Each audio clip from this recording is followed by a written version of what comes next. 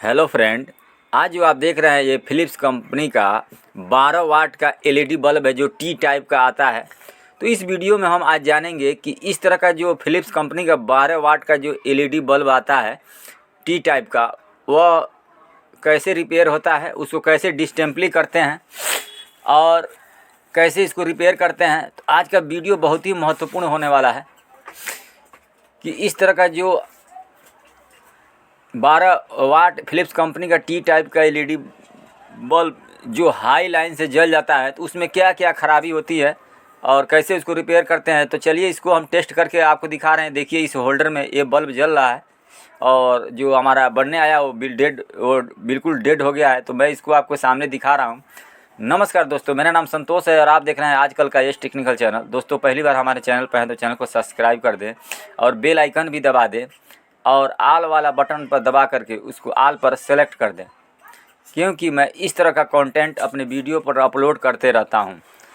तो देखिए इस तरह से मैं आपको टेस्ट करके दिखा रहा हूं कि होल्डर में हमारा वोल्टेज होते हुए भी यह जो 12 वाट का फिलिप्स कंपनी का टी टाइप का एलईडी बल्ब है बिल्कुल डेड है। तो इसको मैं टेस्ट करके भी मैं आपको दिखा रहा हूँ और इसको खोल भी दिया हूँ। आगे वाला जो ऊपर का जो इसका डिफ्यूज़र होता है और इसमें देखिए वोल्टेज बिल्कुल जीरो बता रहा है, यानी वोल्टेज जिसका जो अंदर का जो ड्राइवर लगा हुआ है वह हाई वोल्टेज की वजह से डेड हो गया है।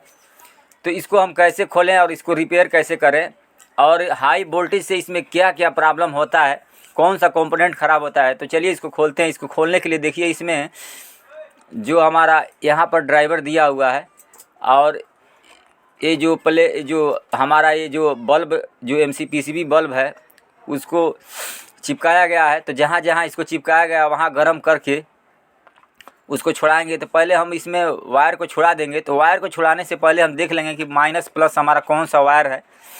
दोनों वायर सफ़ेद हो गया है, लेकिन फिर भी हम ध्यान देंगे कि इसमें माइनस प्लस हमारा कौन कौन सा हो रहा है। उस चीज़ को ध्यान देते हुए अगर इस पर जो बल्ब है उस पर लिखा रहता है प्लस और माइनस, तो उस पर हम मार्का भी लगा सकते हैं। तो इस तरह से देखिए इसमें जो चिपकाया गया है जो बल्ब का जो पत्ती है एलईडी का, उसको हम गरम करेंगे सोल्डर आयरन से और उसको आराम से नीचे से उठाएंगे। तो यह जो एलईडी है, एलईडी का जो पत्ता है वो आराम से निकल जाएगा। और इसमें जो हमने पहले इसका जो कनेक्शन छोड़ाया था प्लस और माइनस का, उसमें हम विशेष ध्यान देंगे कि कौन सा वायर कहाँ उसका सोल्डिंग हुआ था।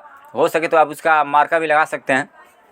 तो इस तरह से देखिए हमने इस बल्ब को बाहर कर दिया है, एलईडी को बाहर कर दिया है। अब हम हमारा जो ड्राइवर है वह देखिए इस तरह से दिखाई दे रहा है, उसको हम इसको निकाल लेंगे। तो निकालने के लिए हम उसमें देखिए 2 वायर सोल्डिंग हुआ है जहां हमारा एसी सप्लाई इन होता है। तो उसको हम आयरन से आराम से उसको वहां से सोल्डिंग करके उस पर आयरन रख करके उस दोनों वायर को छुड़ा देंगे और ध्यान देंगे कहाँ कहाँ हमने उसको छुड़ाया था, उस चीज़ को आप ध्यान देंगे। और इसमें देखेंगे हम बहुत ही ध्यान से, तो सारे कंपोनेंट सही दिखाई दे रहे हैं, लेकिन एक रेजिस्टेंस लगा रहता है जो एसी लाइन को इन इसमें करता है, फ्यूज का काम करता है। उसके बाद एक एमओबी लगा होता है इस तरह का। तो देखिए एमओबी का भी कलर कुछ चेंज हो गया है। तो इस तरह से हम कंपोनेंट को चेक करेंगे। तो जैसा कि आप जानते हैं कि जो रेजिस्टेंस होता है उसका कुछ न कुछ मान होता है। अगर वह मान बताता है हमारे मल्टीमीटर में तो उसको हम सही मानते हैं, लेकिन अगर कुछ उसमें कुछ भी अगर हमारे मल्टीमीटर पर रीडिंग नहीं आता है तो उसको हम ख़राब मान लेते हैं। तो इस तरह से पहला जो हमारा रेजिस्टेंस पर सप्लाई आता है और दूसरे सिरे से उस प्लेट में जाता है, तो पहले हम रेजिस्टेंस जो उसमें लगा हुआ है लोड वाट में उसका हम कंटिन्यूटी चेक करेंगे। तो मल्टीमीटर को कंटिन्यूटी रेंज में रख ले रहे हैं। इसके बाद जो रेजिस्टेंस हमारा है उसको हम चेक करेंगे।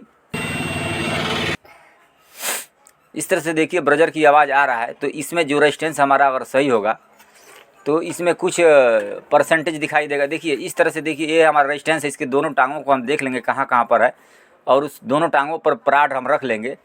तो देखिए दोनों टांगों पर प्राड रख रहे हैं तो बिल्कुल कुछ नहीं बता रहा है, यानी ये हाई वोल्टेज की वजह से ये इसका जो मान है ये अंदर से अंदर इसका ओपन हो गया है। रेजिस्टेंस का मान जो अंदर है जो भी है वैल्यू वो अंदर से उसका ओपन हो गया है।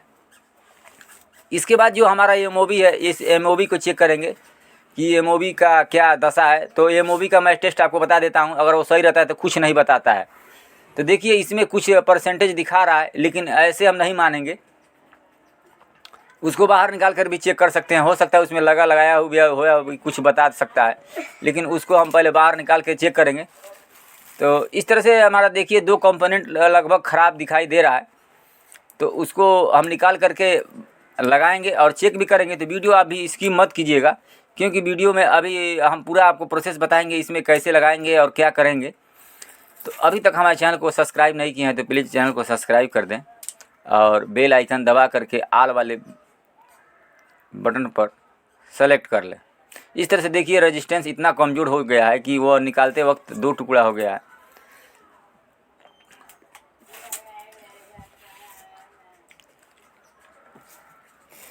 इसके बाद एमओबी को भी निकालेंगे। इसमें मैं बता दूं कि जब भी हाई वोल्टेज होता है तो इसमें 2 ही कंपोनेंट क्यों ख़राब होता है, तो इसके बारे में मैं बता रहा हूं। होता ये है कि एमओबी का जो मान होता है वो जब भी हमारा वोल्टेज 220 से अधिक होता है तो यह शॉर्ट कर देता है, और शॉर्ट होने से अगले कंपोनेंट को ख़राब होने से बचाता है, और शॉर्ट हो जाने से फ्यूज रेजिस्टेंस होता है वो जल जाता है। तो 2 ही कंपोनेंट ख़राब होता है। और हमारा देखिए इस तरह से इसमें बता रहा है, देखिए इसको बिल्कुल कुछ भी इसमें रेजिस्टेंस नहीं शो होना चाहिए, कुछ भी इसका मान नहीं बताना चाहिए अगर ये सही रहता है तो, यानी ये अंदर शॉर्ट हो गया है। देखिए एक बार मैं आपको और टेस्ट करके दिखा दे रहा हूँ स्पष्ट रूप से। ठीक से पराठ लगा नहीं है, देखिए इस तरह से देखिए इसका मान दर्शा रहा है, लेकिन इस तरह से इसमें कुछ भी नहीं बताना चाहिए। एमओबी का टेस्टिंग नहीं होता है, अगर सही रहता है तो कुछ नहीं बताता है, जब भी यह बताएगा, क्योंकि इसमें पैरेलल में लगा होता है तो इस तरह से वोल्टेज आगे बढ़ने नहीं देता है, लेकिन इसके पहले का जो कंपोनेंट लगा होता है उसको वो जला देता है। इस तरह से 2 कंपोनेंट लगभग ख़राब है। तो अभी आप वीडियो छोड़ेंगे नहीं, इसको हम लगा करके अभी आपको जला के दिखाऊँगा, तब तो आप सही मानेंगे। तो इस तरह से हमने एक रेजिस्टेंस ले रखा है जिसका मान 67 ओम है। आप 60 ओम, 70 ओम, 80 ओम तक, 100 ओम तक लगा सकते हैं। तो 67 ओम का हमने एक पुराना रेजिस्टेंस लिया हुआ है, तो इसको मैं इसमें लगा दूंगा जहाँ ये लगा हुआ था। ध्यान देंगे, जहाँ जैसे लगा हुआ था वैसे इसमें हमने लगा दिया है इसको। देखिए इस तरह से। अब हमको एमओबी लगाना है, तो अभी एमओबी नहीं लगाएंगे, पहले ऐसे ही लगा के हम टेस्ट कर लें कि हमारा जो इसमें का जो और भी कंपोनेंट है वो सही है कि नहीं। एमओबी नहीं लगता है तो भी ये काम करेगा, लेकिन उसको लगाना पड़ेगा। तो पहले मैं ऐसे ही टेस्ट कर दे रहा हूँ कि हमारा ये बल्ब है वो जल रहा है कि नहीं जल रहा है। तो इस तरह से आप ध्यान देंगे, जहाँ हमारा कनेक्शन पहले जैसे इसमें हुआ था, इस चीज़ को आप ध्यान देंगे कि कहाँ कहाँ हमने इसका प्लस कहाँ से छोड़ा था और माइनस कहाँ से छोड़ा था वायर, तो वहाँ इसका सोल्डिंग कर देंगे।